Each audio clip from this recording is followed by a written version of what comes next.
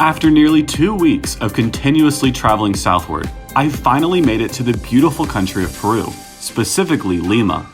With no real agenda and just one full day of time, I figured why not try to take advantage of the little time I have here before starting my trek to Machu Picchu.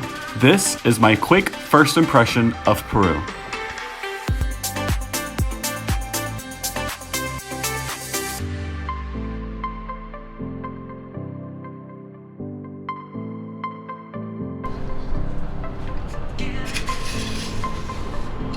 And this place was only $25 a night. Not bad.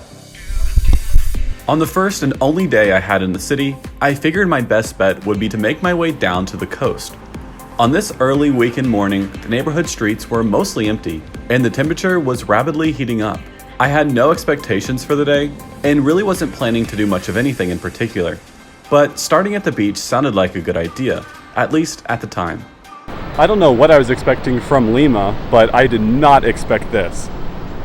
So, unlike Mexico City, Lima, Peru is very hot. And it's kind of my fault for coming in the middle of summer, which is January here. But check out this view. This is absolutely incredible.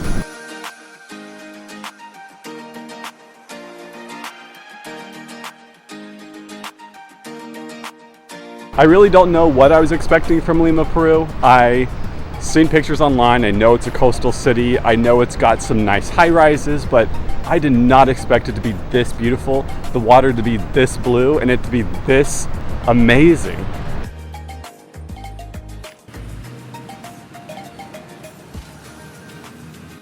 So I really am not sure where I am exactly. I found this really neat outdoor mall right on the coast. But the neighborhood, the district that I'm staying in, that I'm in right now, is called Miraflores. It's known to be one of the culturally more affluent districts in the city, and I can see why. It looks like there's a lot of rich people that live here. I definitely don't fit in. A lot of really tall condos on the beach made out of glass. Kind of is giving me like Miami vibes, if you've ever been to Miami.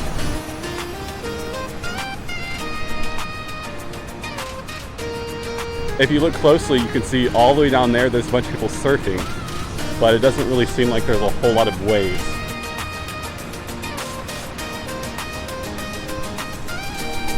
So yeah, like I said, it's really, really hot today.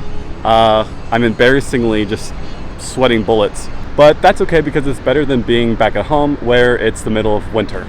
Little did I know that it was at this point in time where I began to develop slight symptoms of a minor heat stroke. Being from Texas, I typically just assume I'm accustomed to the heat, but I could not have been more wrong. Maybe it was the fact that I was much closer to the equator, or a lack of water. I'm not sure, but it wouldn't be long before I began to get fatigued. You can tell here that the beaches are really rocky and not a whole lot of people are actually like laying on the beach. And the ones that do, they're laying on like surfboards or mats or things like that. So, great for surfing, not so much for sunbathing.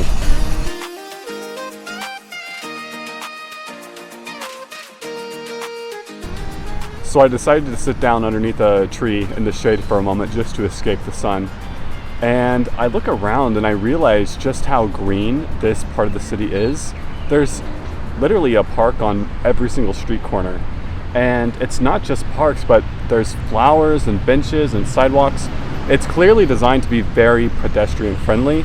And yeah, I mean, I appreciate that. I think that's really, really cool.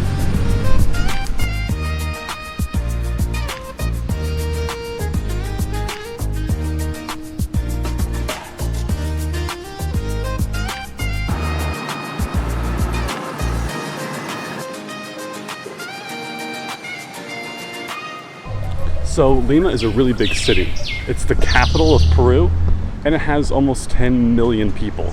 And clearly my objective today is not to see the entire city, but I already know that I'm gonna have to come back because the city is a lot better than I expected it to be.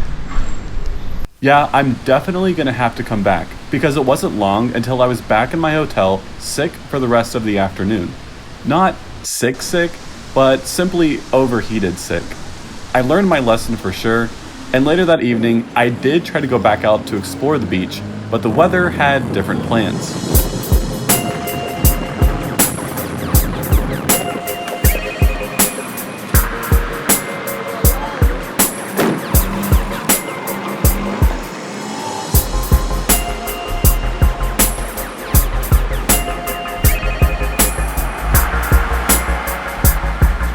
So just as I got to the beach, it looks like the sun just disappeared on me.